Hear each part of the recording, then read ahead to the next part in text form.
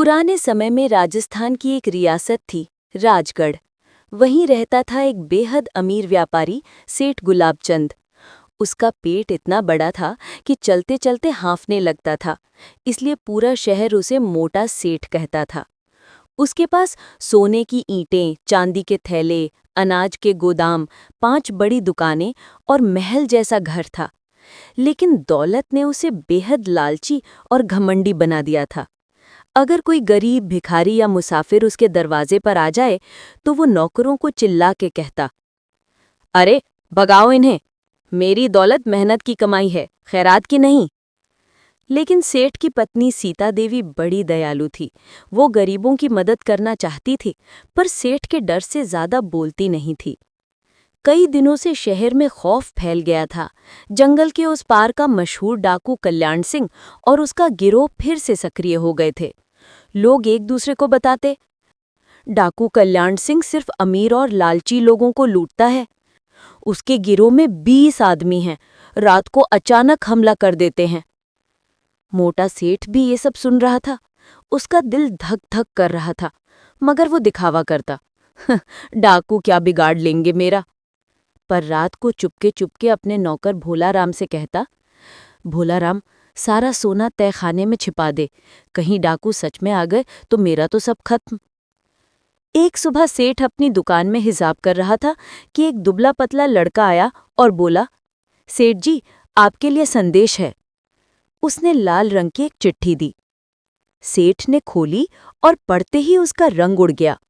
चिट्ठी में लिखा था, मोटे सेठ, तुम्हारी सोने की ईंटों और खजाने के बारे में हमें सब पता है।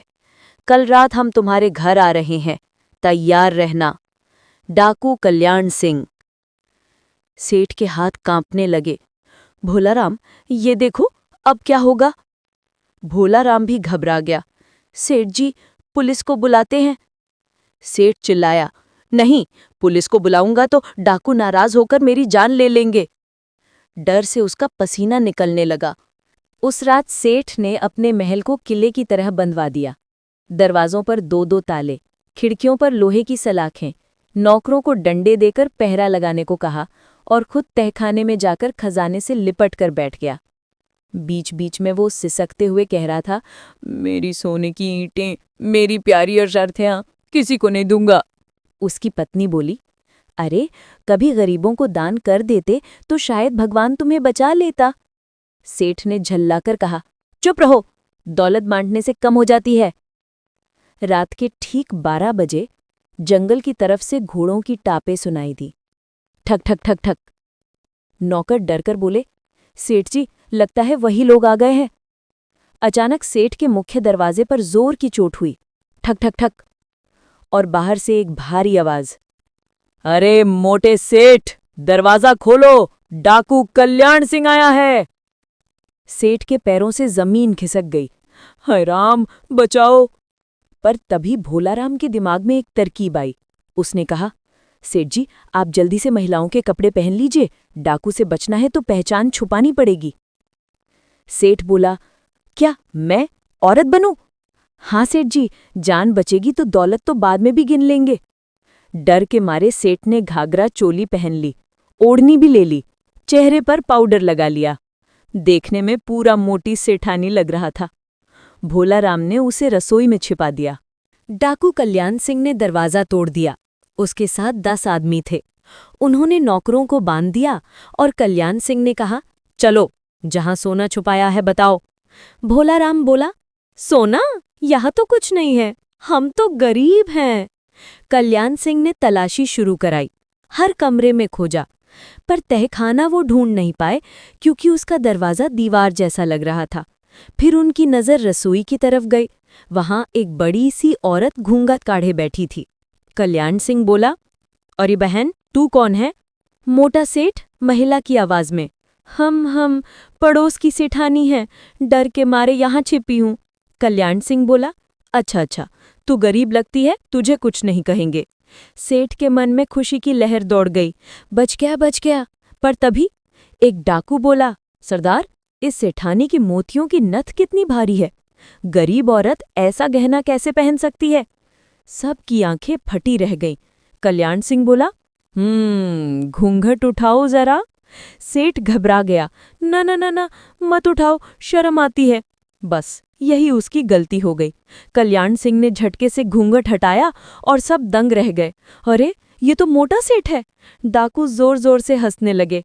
कल्याण सिंह बोला, अरे वाह मोटा सेठ, तू तो मुझसे भी ज्यादा नाटकबाज निकला।